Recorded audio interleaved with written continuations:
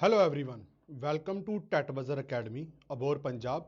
मैं मिथुन इंदौरा आपके सामने लेकर आया हूं हिंदी साहित्य से बहुत ही महत्वपूर्ण रहने वाले एमसीक्यू।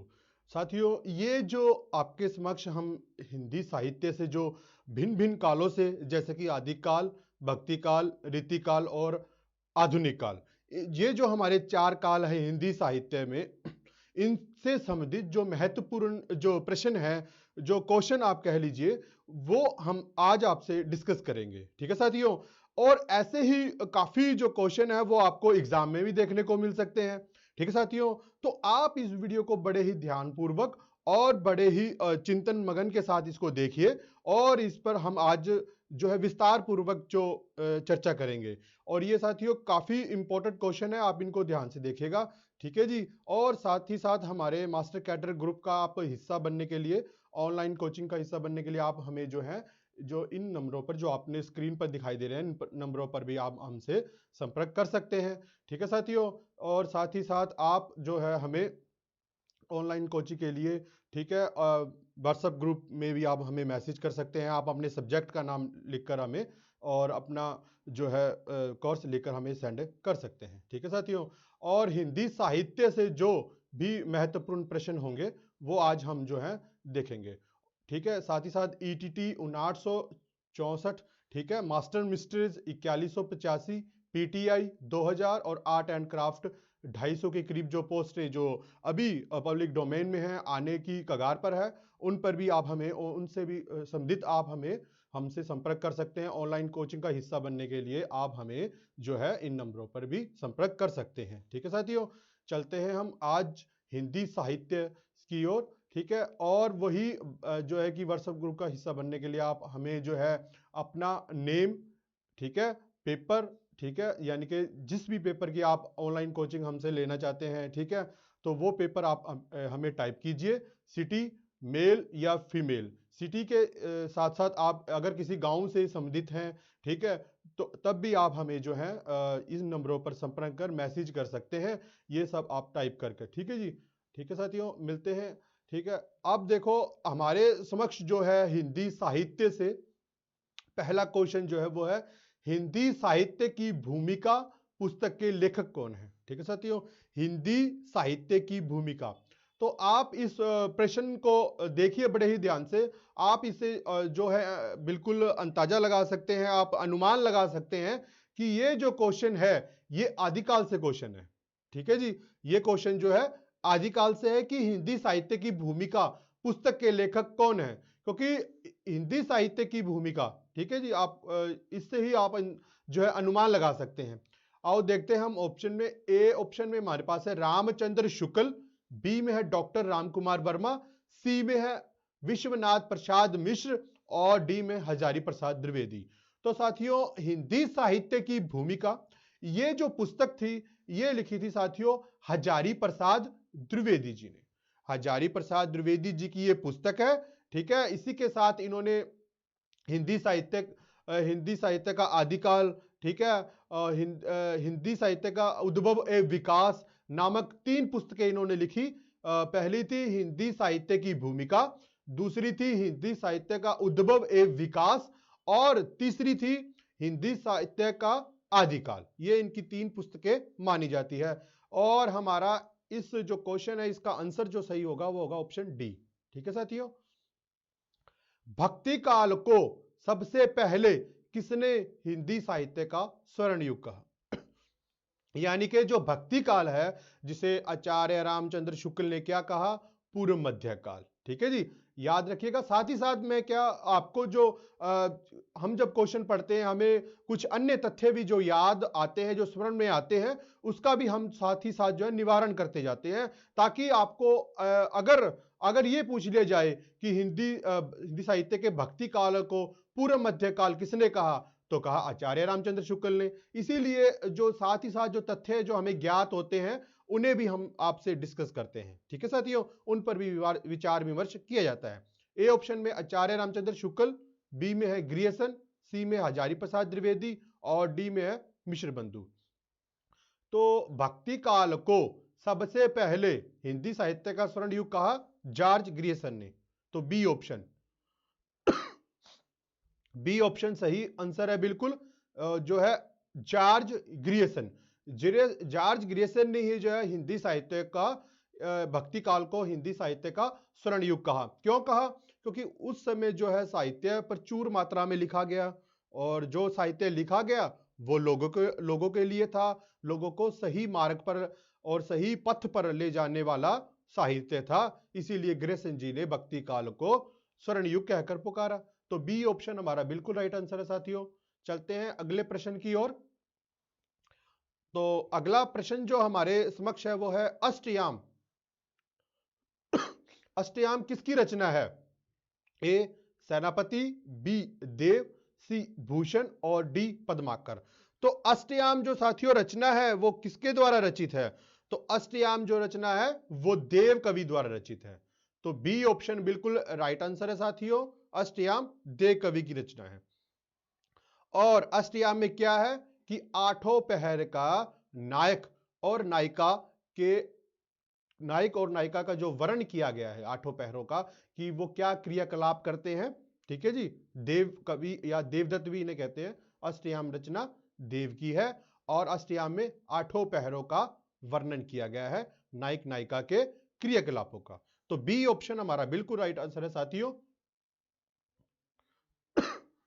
ग्रियर्सन कृत the modern vernacular literature of north Hindustan का हिंदी अनुवाद किसने किया? यानी कि ये जो पुस्तक है, ये जो इतिहास ग्रंथ जो ग्रियर्सन ने लिखा, इसका हिंदी में अनुवाद किसने किया? तो ऑप्शन में हमारे पास है डॉक्टर किशोरी लाल गुप्त, तो और बी में है डॉक्टर रामकुमार वर्मा, और सी में है डॉक्टर लक्ष्मी सागर वाजपेयी, और डी में है डॉक्टर जगदीश गुप्त। तो जो ग्रियर्सन जी थे उन्होंने इतिहास ग्रंथ लिखा the modern vernacular literature of north Hindustan, जो कि अंग्रेजी भाषा में था। ठीक है जी, अंग्रेजी भाषा में था। और ग्रियर्सन जी जो थे वो आयरलैंड के निवासी थे। ठीक है, अब अंग्रेजी भाषा में लिखा गया हिंदी साहित्य का इतिहास, और हिंदी में अनुवाद किसने किया? तो साथियों जो हिंदी में अनुवाद किया वो किया किशोरी लाल गुप्त जी ने। ठीक है जी, किशोरी लाल गुप्त जी ने किया हिंदी में अनुवाद। ठीक है, किशोरी लाल गुप्त ने किया हिंदी में अनुवाद the modern vernacular literature of north Hindustan. तो हमारा ए ऑप्शन बिल्कुल राइट आंसर होगा साथियों। निम्नलिखित में से निर्माकाचार्य का संबंध किससे है? यानी कि जो निर्माकाचार्य जी हैं आचार्य, उनका संबंध जो है किस हम कह सकते हैं किस जो कह सकते हैं हम संप्रदाय से था। ठीक है जी, तो ए है विशिष्टाद्वैतवाद, बी द्वैतवाद, सी द्वैताद्वैतवाद और डी शुद्ध अद्वैतवाद। तो जो निवाकाचार्य जी थे उनका जो कह सकते हैं हम कि संप्रदाय था वो था सी ऑप्शन में हमारे पास है द्वैताद्वैतवाद। द्वैताद्वैतवाद जो है वो निवाकाचार्य का जो है सिद्धांत था, या उनका जो पुष्टि कह सकते हैं मार्ग था। ठीक है जी, उनका मार्ग था निर्वाकाचार्य जी का, द्वैतवाद सिद्धांत था। ठीक है जी, चलते हैं आगे। गंगा लहरी किसकी रचना है? जो गंगा लहरी है वो किसके द्वारा रचित रचना मानी गई है? तो गंगा लहरी किसकी रचना है ये अब हमने इसका जो उत्तर है वो सही जाना है। हमारे पास ऑप्शन है ए ऑप्शन में हमारे पास मतीराम, बी पद्माकर, सी में है ठाकुर और डी में है बोधा। तो जो गंगा लहरी के रचनाकार हैं, जो गंगा लहरी के रचनाकार हैं वो हैं पद्माकर। पद्माकर जो है वो गंगा लहरी के रचनाकार माने जाते हैं। ठीक है जी, गंगा लहरी के रचनाकार कौन है? पद्माकर। आचार्य रामचंद्र शुक्ल के अनुसार हिंदी साहित्य के आदिकाल की समय सीमा क्या है? देखो, आदिकाल का हमने जब आदिकाल का अध्ययन किया तब हमने जाना था कि आदिकाल को भिन्न भिन्न नामों से पुकारा गया। किसी ने आदिकाल को आदिकाल कहा, किसी ने आदिकाल को वीरगाथा काल कहा, किसी ने आदिकाल को बीज बप्पन काल कहा, और किसी ने कहा सिंध समांत युग। तो अलग अलग जो विचारक हैं, जो लेखक हैं, जो साहित्यकार हैं, जो इतिहासकार हैं, उन्होंने अलग अलग नामों से आदिकाल को पुकारा। अब हमने हमने ये ज्ञात करना है कि आदिकाल की समय सीमा क्या थी। ठीक है साथियों, कि आदिकाल की समय सीमा क्या थी। अब देखो आदिकाल की समय सीमा, जैसे नामकरण में हमें पता लग गया कि नामकरण अलग अलग, जो कह सकते हैं हम, अलग अलग इतिहासकारों ने अलग अलग नामकरण दिया, उसी हिसाब से इसकी समय सीमा भी जो है वो अलग अलग इतिहासकारों ने अलग अलग मानी है। ठीक है, भिन्न भिन्न प्रकार की मानी है। ठीक है, तो हमने जानना कि आचार्य रामचंद्र शुक्ल ने क्या कहा था आदिकाल की समय सीमा के बारे में। देखते हैं हम। ए ऑप्शन में हमारे पास है विक्रमी संवत 1050 से विक्रमी संवत 1375 तक। ठीक है जी। और बी में है सन 1050 से सन 1375 तक। सी में है विक्रमी संवत 1375 से विक्रमी संवत 1700 तक। ठीक है, और डी में है इनमें से कोई नहीं। तो ए, बी और सी में से, और सॉरी डी, तो इनमें से राइट आंसर कौन सा है कि शुक्ल जी ने आदिकाल की समय सीमा मानी, तो वो साथियों मानी थी ए ऑप्शन में हमारे पास है विक्रमी संवत 1050 से विक्रमी संवत 1375। तो ए ऑप्शन हमारा बिल्कुल राइट आंसर होगा साथियों।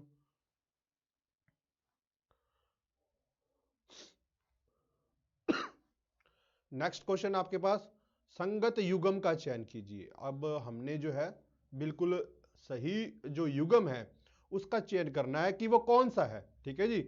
आपके पास 4 ऑप्शन है, चारों में जो है वो क्या कहते हैं कि आचार्य और उनके सिद्धांत दिए गए हैं, लेकिन हमने जो सही सिद्धांत है और सही जो आचार्य है उसको हमने इनमें से उसका चयन करना है। ठीक है साथियों। ए में है रामानुजाचार्य, ठीक है, बी में है शुद्धाद्वैतवाद, सी में है निर्माकाचार्य, ठीक है जी, और सॉरी बी में है निर्माकाचार्य और द्वैतवाद, ठीक है, सी में है बल्वाचार्य, वल्वाचार्य और द्वैतवाद, ठीक है जी, और डी में है मध्वाचार्य और विशिष्टाद्वैतवाद। ठीक है साथियों। ठीक है, अब हमने जो है इन चारों में से एक संगत युगम जो है उसे हमें चुनना है। तो हमारा जो बी आंसर है, ठीक है, बी ऑप्शन में जो है निर्माकाचार्य और द्वैताद्वैतवाद, ये बिल्कुल राइट आंसर है साथियों। निर्माकाचार्य और द्वैताद्वैतवाद जो सिद्धांत है वो दिया था निर्माकाचार्य जी ने। तो बी ऑप्शन में बिल्कुल राइट आंसर है। जब हमने साथियों भक्ति काल को देखा, भक्ति काल में कृष्ण संप्रदाय से, जब हमने कृष्ण संप्रदाय से जो है श्री कृष्ण जी का जो कहते हैं हम भक्ति है, भक्ति में हमने अलग अलग जो संप्रदाय देखे और उनके संप्रदायों के जो है प्रवर्तक देखे हमने। उन्हीं में से जो है ये संप्रदाय लिए गए हैं, उन्हीं में से है निर्माकाचार्य जिनका है द्वैतवाद। ठीक है साथियों। भक्ति काल में श्री कृष्ण जी का जब वर्णन आता है, जब कृष्ण काव्य का वर्णन आता है, तब जो है इन संप्रदाय को हम, ये संप्रदाय हमें देखने को मिलते हैं और उन्हीं में से है निर्वाकाचार्य द्वैतवाद। ठीक है साथियों। तो चलते हैं हम अगले प्रश्न की ओर। जाति विलास, जाति विलास के रचयिता हैं। अब हमने ये बताना कि जाति विलास के जो रचयिता हैं वो कौन है। ठीक है, ए भिखारीदास हैं, बी देव है, सी मतीराम या डी भूषण। अब ये जाति विलास जो कह सकते हैं हम रचना है, ये किसके द्वारा रचित मानी जाती है। ठीक है जी। अब ये जो प्रश्न हमारे समक्ष है ये साथियों रीति काल से संबंध रखता है। ठीक है जी, रीति काल से यह प्रश्न संबंध रखता है और ये कवि भी हमारे पास जो है सारे के सारे जो 4 कवि हैं, ये हमें जो स्क्रीन पर दिखाई दे रहे हैं, ये भी जो है रीति काल से संबंध रखते हैं। तो जाति विलास जो रचना है साथियों वह है देव की, देव की रचना मानी जाती है जाति विलास।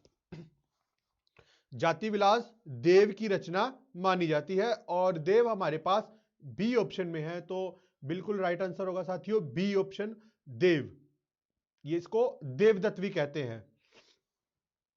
साहित्य जनता की चित्तवृत्ति का संचित प्रतिबिंब है, प्रतिबिंब है, इस पंक्ति के सही लेखक कौन है।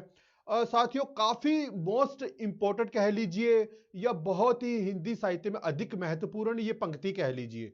ये साथियों बहुत बार आपको टीजीटी, पीजीटी या एनटीए नेट में भी, यहां तक भी एनटीए नेट में भी ये जो पंक्ति है आपको देखने को मिलेगी। अब ये पंक्ति इतनी देखने को क्यों मिलती है, इसका भी एक बहुत बड़ा महत्वपूर्ण कारण है साथियों, क्योंकि ये जो पंक्ति है, ठीक है, ये जो पंक्ति है जो हिंदी साहित्य के जाने माने नाम आचार्य रामचंद्र शुक्ल के द्वारा दी गई है, जो कि हमारे अब सी आंसर में है।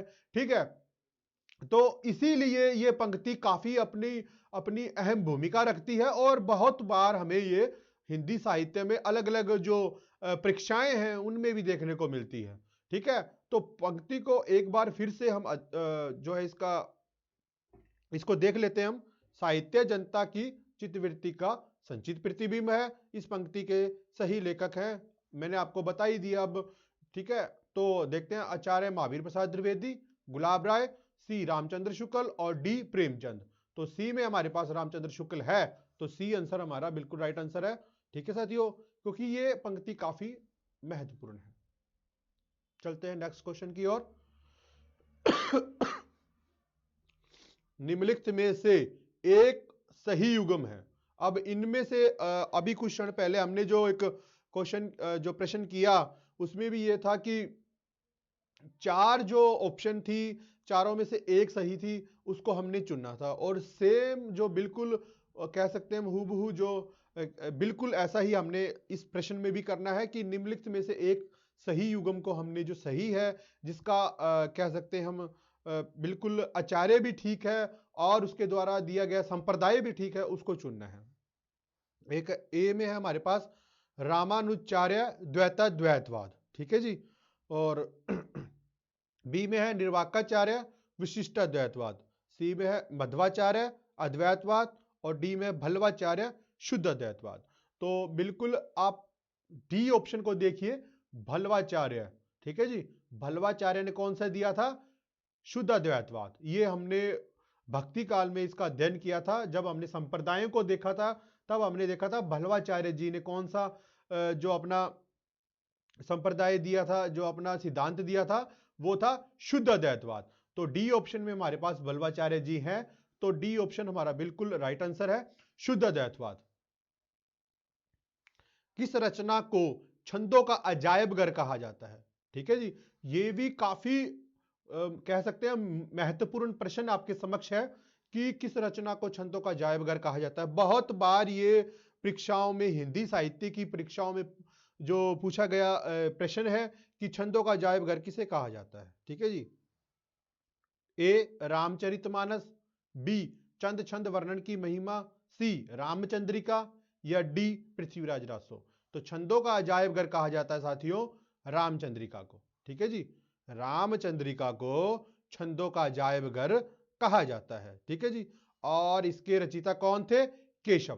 केशव जो है इसके रचयिता माने जाते हैं। ठीक है जी, छंदों का अजायब घर किसे कहा जाता है? रामचंद्रिका को। तो सी ऑप्शन में हमारे पास रामचंद्रिका है, तो सी ऑप्शन हमारा बिल्कुल सही आंसर है साथियों। हिंदी साहित्य के इतिहास को व्यवस्थित रूप देने का श्रेय किसको है? यानी कि हिंदी साहित्य के जो इतिहास है उसको व्यवस्थित रूप किसने दिया? ठीक है जी, बिल्कुल व्यवस्थित रूप, यानी कि उसको क्रमानुसार और उसको ठोस रूप में जो है किसने पेश किया है, ये हमने जानना है। ए शिव सिंह सरोज, ठीक है साथियों, और बी आचार्य Ramchandra Shukla, C George Grierson और डी मिश्र बंधु। तो हिंदी साहित्य के इतिहास को व्यवस्थित रूप जो दिया वो दिया साथियों आचार्य रामचंद्र शुक्ल जी ने। ठीक है जी, आचार्य रामचंद्र शुक्ल जी ने, और इनके इतिहास ग्रंथ का नाम था हिंदी साहित्य का इतिहास। हिंदी साहित्य का इतिहास। ठीक है जी, और इसमें कितने कवियों का वर्णन है? 1000 कवि हैं। कवि कितने हैं? 1000। ठीक है, अब ये हिंदी साहित्य का इतिहास नामक जो ग्रंथ है आचार्य रामचंद्र शुक्ल का, जिसमें इन्होंने इतिहास को, हिंदी साहित्य के इतिहास को क्या किया है? व्यवस्थित रूप दिया है। 1000 कवि हैं, और ये ग्रंथ शुरू किससे होता है? शुरुआत, आरंभ किससे होता है? सिद्धों की वाणियों से। सिद्धों की वाणियों से इसका आरंभ होता है। ठीक है साथियों, सिद्धों की वाणियों से ये आरंभ होता है। ठीक है जी, तो हिंदी साहित्य के इतिहास को व्यवस्थित रूप देने का श्रेय जो है वो शुक्ल को दिया जाता है। ठीक है, तो बी ऑप्शन में हमारे पास शुक्ल है, तो बी ऑप्शन हमारा बिल्कुल राइट आंसर है साथियों। ठीक है, ठीक है साथियों, और साथ ही साथ आप हमारे हिंदी साहित्य या हिंदी मास्टर कैडर से जुड़ने के लिए, हमसे संपर्क करने के लिए ऑनलाइन कोचिंग के माध्यम से आप घर बैठे ही जो है कोचिंग ले सकते हैं। ठीक है, इसी के साथ मास्टर कैडर के साथ साथ हमने ईटीटी जो कि 994 पोस्ट रहे हैं, मास्टर मिस्टर्स 4185, पीटीआई 2000 और आर्ट एंड क्राफ्ट 250। ठीक है, इनसे संबंधित भी आप हमसे जो है कोचिंग ले सकते हैं, ऑनलाइन कोचिंग का पूरी व्यवस्था जो है। ठीक है, और इसी के साथ आप हमसे संपर्क करने के लिए इन्हीं नंबरों पर आप हमसे संपर्क कर सकते हैं। ठीक है, साथ में आप जो है हमें व्हाट्सएप पर भी जो है मैसेज कर सकते हैं। फ्री व्हाट्सएप ग्रुप का हिस्सा बनने के लिए आपको क्या करना होगा कि सबसे पहले आपने क्या करना है कि आपने अपना नेम, जिसको नाम कहते हैं, पेपर, जिस पेपर की आपने जो है ऑनलाइन कोचिंग लेनी है, स्टडी करनी है, वो पेपर, सिटी, ठीक है, यानी कि शहर, और अर्थात आपका गांव। अगर आप गांव से संबंध रखते हो तो आप अपने गांव का भी जो है नेम जो आप टाइप कर सकते हैं, मेल और फीमेल। ये सब जो सब आपने टाइप करके हमें जो है इन नंबरों पर, जो आपको स्क्रीन पर जो नंबर दिखाई दे रहे हैं, इस पर आपने हमें मैसेज करना है। ठीक है साथियों, काफी आसान है ये, आप हमें बिल्कुल ये जो है टाइप करके आप हमें मैसेज करके आप हमसे जो है ऑनलाइन कोचिंग ले सकते हैं, और ऑनलाइन कोचिंग की पूर्ण व्यवस्था आपको दी जाएगी। ठीक है साथियों, चलते हैं हम अगले प्रश्न की ओर। अद्वैतवाद के अनुसार, यानी कि अद्वैतवाद जो है उसके अनुसार जो किस प्रकार जो है ब्रह्मा और एक साधक का, या ईश्वर का साधक का, या जीव का ब्रह्मा का, या कह लीजिए कि एक प्रभु का और भक्त का किस प्रकार का जो संबंध है, वो हमने जानना है कि वो किस प्रकार से है। जो अद्वैतवाद के अनुसार क्या है, जीव और ब्रह्मा एक है, ये माना जाता है अद्वैतवाद में, या फिर ये माना जाता है बी ऑप्शन में संसार सत्य है, या सी जीव और ब्रह्मा अलग अलग है, या डी ब्रह्मा विशेषण युक्त है। तो अद्वैतवाद के अनुसार जीव और ब्रह्मा एक है। ठीक है साथियों, भक्ति काल में हमने जाना था अद्वैतवाद के अंतर्गत कि जीव और ब्रह्मा जो है वो एक ही हैं। तो ए ऑप्शन में हमारे पास जीव और ब्रह्मा एक है, ये है, तो ए ऑप्शन हमारा बिल्कुल राइट आंसर है साथियों। चलते हैं नेक्स्ट क्वेश्चन की ओर, अगले प्रश्न की ओर। और अगला प्रश्न जो है हमारे समक्ष है, जैन मचाई कहो मुस्काई, लल्ला फिर आयो खेलन होरी, ये पंक्तियां किसकी है? तो साथियों ये पंक्तियां भी काफी महत्वपूर्ण पंक्तियां हैं। ये ऐसा होता है परीक्षा में कि इस प्रकार की पंक्ति आपको दी जाएगी। इस प्रकार की मतलब ये हो सकता है ये पंक्ति भी हो, या हमने थोड़े से क्षण पहले ही ये पहले जाना था कि साहित्य जनता की चित्तवृत्ति का संचित प्रतिबिंब होता है, शुक्ल जी ने कहा। तो इस प्रकार की पंक्तियों के माध्यम से भी आपसे प्रश्न पूछे जा सकते हैं। तो आप कृपया इन पंक्तियों को भी बड़े ध्यान से देखें। जैन नचाई कहो मुस्काई, लला फिल आयो खेलन होरी, ये पंक्ति किसकी है? ए बिहारी जी की है, बी मतीराम की है, सी पद्माकर की है, या डी इनमें से कोई नहीं है। तो ये जो पंक्ति है साथियों, ये है पद्माकर जी की। ठीक है, सी ऑप्शन में हमारे पास पद्माकर है, तो पद्माकर जी की जो है ये पंक्ति मानी गई है। The modern vernacular literature of north Hindustan, Hindi साहित्य के इतिहास ग्रंथ के लेखक का नाम क्या है? ठीक है, ये हमने साथियों अभी कुछ क्षण पहले किया था क्वेश्चन, पर उसमें ऐसा पूछा गया था कि इसका हिंदी में अनुवाद किसने किया। ठीक है साथियों, ठीक है, कि हिंदी में अनुवाद किसने किया। ठीक है, अब हमारे पास क्वेश्चन ये है कि ये लिखा किसने। ठीक है साथियों, ए जॉर्ज ग्रियर्सन ने लिखा, बी गारसा दतासी जी ने लिखा, सी विलियम वर्ड्सवर्थ ने लिखा, या डी शुक्ल जी ने लिखा। तो ये जो इतिहास ग्रंथ है the modern vernacular literature of north Hindustan, ये लिखा जॉर्ज ग्रियर्सन जी ने। तो ए ऑप्शन में हमारे पास जॉर्ज ग्रियर्सन है, तो ए ऑप्शन हमारा बिल्कुल राइट आंसर है साथियों। कृष्ण के साथ राधा की महानता संप्रदाय की विशेषता है, कि कृष्ण के साथ राधा की भी महानता पूर्ण है, कृष्ण के साथ जो राधा है, राधा को भी जो है कृष्ण के समान ही जो है महत्व दिया जाता है, उसको पूजा जाता है, उसकी अर्चना की जाती है। वह संप्रदाय कौन सा है? ठीक है साथियों, तो वो है ए ऑप्शन में हमारे पास श्री संप्रदाय। ए ऑप्शन में हमारे पास है श्री संप्रदाय, बी में है रुद्र संप्रदाय, और सी में है ब्रह्म संप्रदाय, और डी में है सनकादि, इसे कहते हैं सनकादि, लिखा हुआ है सनकादि है ये। ठीक है जी, सनकादि संप्रदाय, सनकादि संप्रदाय। तो कृष्ण के साथ जो राधा है उसकी पूर्ण महानता जो है वो किस संप्रदाय में है? वो है सनकादि संप्रदाय में। ठीक है जी, सनकादि संप्रदाय में जो है कृष्ण के साथ राधा की पूर्ण महानता को प्रस्तुत किया गया है। तो डी ऑप्शन हमारा बिल्कुल राइट आंसर है साथियों। भिखारी दास की रचना है। अब हमने जो देखना है कि भिखारी दास की रचना कौन सी मानी गई है? ए काव्य निर्णय, बी काव्य सिंधु, सी चिंतामणि, या डी रस विवेक। भिखारी दास की जो रचना है वो कौन सी है साथियों? हमने जब भिखारी दास किया था, एक बहुत ही महत्वपूर्ण जो रचना है, ठीक है, भिखारी दास की बहुत बार जो है परीक्षाओं में जो है हमें देखने को मिली है। ठीक है, आगामी परीक्षाओं में भी हो सकता है कि हमें देखने को मिले। ठीक है, काफी फेमस है और बहुत बार जो इसे पूछा गया है परीक्षाओं में, तो वो है काव्य निर्णय। ठीक है जी, काव्य निर्णय जो है बहुत बार जो है हिंदी परीक्षाओं में जो है इसका जो है प्रश्न बनकर हमारे सामने समक्ष हमारे आया है कि काव्य निर्णय किसकी रचना है? तो काव्य निर्णय भिखारी दास की रचना है। तो साथियों ये जो क्वेश्चन है ये काफी महत्वपूर्ण है, आप इनको बड़े ही ध्यान से देखिएगा।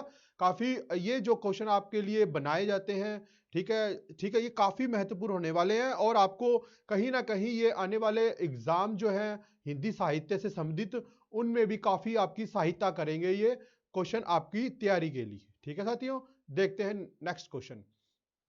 भक्ति काल का नाम पूर्व मध्य काल किस आचार्य ने दिया? देखो साथियों, ये मैंने कहा था कि जब हम कोई क्वेश्चन का अध्ययन करते हैं, क्वेश्चन को जब हम पढ़ना शुरू करते हैं, तो हमें क्या होता है, एक क्वेश्चन के माध्यम से दूसरे क्वेश्चन का भी हमें ज्ञात होता है। कैसे होता है? दूसरे क्वेश्चन का भी आंसर हमें ज्ञात ऐसे हो जाता है साथियों कि जैसे मैंने कुछ क्षण पहले आपको बताया था कि भक्ति काल को पूर्व मध्य काल किसने कहा था, आपको याद हो तो। क्यों? और हालांकि वो क्वेश्चन हमसे जो है पूछा भी नहीं गया था, क्योंकि वो क्वेश्चन हमने उत्तर कुछ और देना था, फिर भी मुझे ज्ञात था तो मैंने उसके बारे में आपको जो है उसके बारे में मैंने आपको बताया या आपको जानकारी करवाई। ठीक है, अब देखो वही क्वेश्चन हमें आगे देखने को मिल गया। तो साथियों ऐसा होता है कि साथ साथ जो तथ्य होते हैं हमें ज्ञात होते हैं, हम उन पर भी विचार विमर्श करते हैं। ठीक है, अब वही क्वेश्चन जो है हमने कुछ क्षण पहले किया था, हालांकि वो हमें क्वेश्चन नहीं करना था, फिर भी हमें ज्ञात था तो हमने उस पर जो है विचार विमर्श किया। अब वही प्रश्न जो है आगे हमें जो है बिल्कुल हूबहू मिल गया कि इसका हमने अब उत्तर देखना है क्या है कि पूर्व मध्य काल को, जो भक्ति काल को पूर्व मध्य काल किसने कहा? ए डॉक्टर नगेंद्र ने, बी डॉक्टर रामकुमार वर्मा ने, सी आचार्य नंदलाल वाजपेयी जी ने, या डी आचार्य शुक्ल जी ने। तो मैंने आपको बताया था कि आचार्य शुक्ल ने ही भक्ति काल को क्या कहा है? भक्ति काल को पूर्व मध्य काल। अब मैं आपको यह भी बता दूं साथ साथ, मुझे अब ये थोड़ा सा कह रहे हैं कि ज्ञात हो रहा है कि पूर्व मध्य काल तो भक्ति काल को कहा था इन्होंने, और उत्तर मध्य काल इन्होंने किसे कहा था? रीति काल को। रीति काल को इन्होंने जो है उत्तर मध्य काल कहा था। हो सकता है आगे हमें वो भी क्वेश्चन देखने को मिल जाए। कमल दल नैनन की उन्मानी बिसरत नाही सखी मोमन में ते मंद मंद मुस्कानी, यह पद रचना किसकी है? ठीक है, अब ये पद रचना हमने बतानी है किसकी है। ए मीराबाई की है, बी रहीम जी की है, ठीक है, सी सूरदास जी की है, या डी नंददास जी के हैं। तो ये साथियों जो है कमल दल नैनन की उन्मानी बिसरत नाही सखी मोमन ते मंद मंद मुस्कानी, ये जो है नंददास जी की जो है पंक्ति है। ठीक है, ये नंददास जी की पंक्ति है या उनका पद है नंददास जी का, और नंददास हमारे पास डी ऑप्शन में है। तो डी ऑप्शन हमारा बिल्कुल राइट आंसर है साथियों। ठीक है, नेक्स्ट है रीतिकाल की रीति सिद्ध काव्य धारा के कवि कौन है। अब रीतिकाल की देखो, रीतिकाल में हमने जाना था कि रीतिकाल में 3 काव्य धारा हुई, रीति सिद्ध, रीतिबद्ध और रीति मुक्त। ठीक है, रीति सिद्ध, रीतिबद्ध और रीति मुक्त, और उन्हीं में से पूछा गया है कि रीति सिद्ध काव्य धारा के कवि कौन है। ए केशवदास है, बी देव है, सी भूषण जी है, या डी बिहारी है। बहुत ही कह लीजिए, अगर आपने रीतिकाल का अध्ययन बड़े ही ध्यान पूर्वक किया है, बड़े ही ध्यान पूर्वक जो है आपने लेक्चर को सुना है, ठीक है, तो बड़ा ही आसान सा क्वेश्चन है ये, आसान सा प्रश्न है ये कि रीति सिद्ध काव्य धारा के कवि कौन है। ठीक है, कौन है रीति सिद्ध काव्य धारा के, बहुत ही आसान है ये।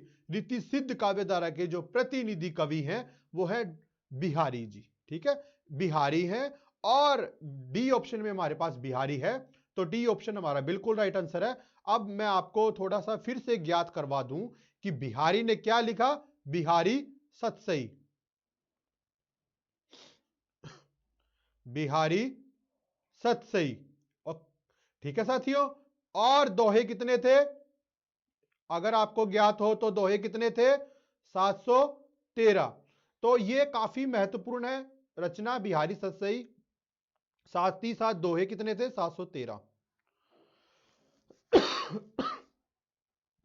713 दोहे थे। हिंदी कोविद रत्नमाला के लेखक हैं। अब हिंदी कोविद रत्नमाला जो है इसके लेखक कौन माने गए हैं। ठीक है, काफी महत्वपूर्ण रचना है ये। हिंदी कोविद रत्नमाला के लेखक कौन है। ठीक है, ए महावीर प्रसाद द्विवेदी, बी श्याम सुंदर दास, सी रामचंद्र शुक्ल, या डी भारतेंदु हरिश्चंद्र। तो हिंदी कोविद रत्नमाला के जो लेखक हैं वो है बाबू श्याम सुंदर दास। बी ऑप्शन में हमारे पास बाबू श्याम सुंदर दास है, तो उन्हीं की रचना है हिंदी कोविद रत्नमाला। ओम जय जगदीश हरे की आरती रचना किसने की। अब देखो, ओम जय जगदीश हरे ये आरती जो है हमारी घरों में, हमारे मंदिरों में, ठीक है, और जब हम कभी कोई कह लीजिए हम किसी प्रकार का भक्ति भावनापूर्ण कुछ भी उत्सव करवाते हैं, तब भी हमें जो है ये जो आरती देखने को मिलती है। ठीक है, हिंदू संस्कृति में ये आरती काफी महत्वपूर्ण है। ठीक है, काफी महत्वपूर्ण है। अब प्रश्न ये उठता है कि ये लिखी किसने। ठीक है साथियों, ओम जय जगदीश हरे की आरती रचना किसने की। तो ए में है हमारे पास श्रद्धाराम फिलोरी, बी में है राजा शिव प्रसाद, सी में है शिवानंद, और डी में है हरिहर स्वामी। तो ओम जय जगदीश हरे जो आरती है वो लिखी श्रद्धाराम फिलोरी जी ने। ठीक है जी, श्रद्धाराम फिलोरी जी ने ये जो है इसकी रचना की, आरती की। और इनकी एक रचना और है, उसके बारे में भी मैं आपको जो है बता दूं, वो है सत्यमित प्रवाह। सत्यमित प्रवाह जो है वो भी श्रद्धाराम फिलोरी की रचना मानी जाती है। वह रस उदाहरण जो रीतिकाल में लिखे गए हैं, जितने की संपूर्ण साहित्य में नहीं लिखे गए। कहने का भाव यह है कि वो कौन सा रस उदाहरण है जो रीतिकाल में लिखे गए लेकिन पूरे के पूरे संपूर्ण साहित्य यानी कि पूरे हिंदी साहित्य में नहीं लिखे गए, वो कौन से हैं। ए वीर रस है, बी रौद्र रस, सी करुण रस, या डी श्रृंगार रस। ठीक है, इनमें से वह कौन सा रस है, तो वो है श्रृंगार रस। श्रृंगार रस जो है, ठीक है साथियों, श्रृंगार रस, श्रृंगार रस। ठीक है, श्रृंगार रस जो है वो रीतिकाल में बहुत या प्रचुर मात्रा में लिखा गया। ठीक है, श्रृंगार रस का प्रयोग अधिक मात्रा में, प्रचुर मात्रा में हुआ रीतिकाल में, तो इसीलिए कहा जाता है कि श्रृंगार की ओर अधिक ध्यान था रीतिकाल के कवियों के। इसीलिए जो रीतिकाल है 200 वर्षों में ही अपने गर्त में चला गया, यानी कि पतन की गर्त में चला गया। क्यों? क्योंकि श्रृंगार की तरफ ज्यादा ध्यान था, अधिक ध्यान था, लोगों की तरफ कुछ ध्यान नहीं दिया जा रहा था। आश्रयदाताओं की रुचि के अनुसार ही श्रृंगार रस का प्रयोग किया जा रहा था, इसलिए उसका पतन हो गया। मात्र अल्पकाल में यानी कि 200 वर्षों में। ठीक है साथियों, तो चलते हैं हम आगे की ओर, अगले जो प्रश्न है उसकी ओर। हिंदी शब्दानुशासन के लेखक कौन है? हिंदी शब्दानुशासन के लेखक कौन माने जाते हैं? ठीक है, हिंदी शब्दानुशासन, ठीक है, के लेखक कौन है? तो ए हेमचंद्र, बी कामता प्रसाद गुरु, सी धीरेन्द्र वर्मा या डी किशोरी दास वाजपेयी। हिंदी शब्दानुशासन के जो लेखक हैं वो है साथियों किशोरी दास वाजपेयी। ठीक है जी, किशोरी दास वाजपेयी जो हैं वो क्या है, हिंदी शब्दानुशासन के लेखक माने जाते हैं। तो डी ऑप्शन में हमारे पास जो है किशोरी दास वाजपेयी है, तो डी ऑप्शन हमारा बिल्कुल राइट आंसर है। ठीक है साथियों,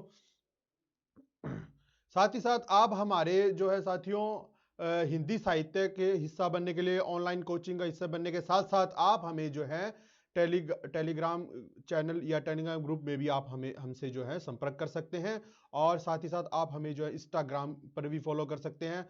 ठीक है, साथ ही साथ आप हमारे जो वीडियो जो है हमारे लेक्चर हैं उसको अधिक से अधिक जो है लाइक करें, शेयर करें, और आप हमारा जो फेसबुक पेज है उस पर भी आप टेट बजर को आप जो है हमें पा सकते हैं, हमें हमसे जो है जानकारी हासिल या किसी भी तरह की इंफॉर्मेशन हासिल कर सकते हैं।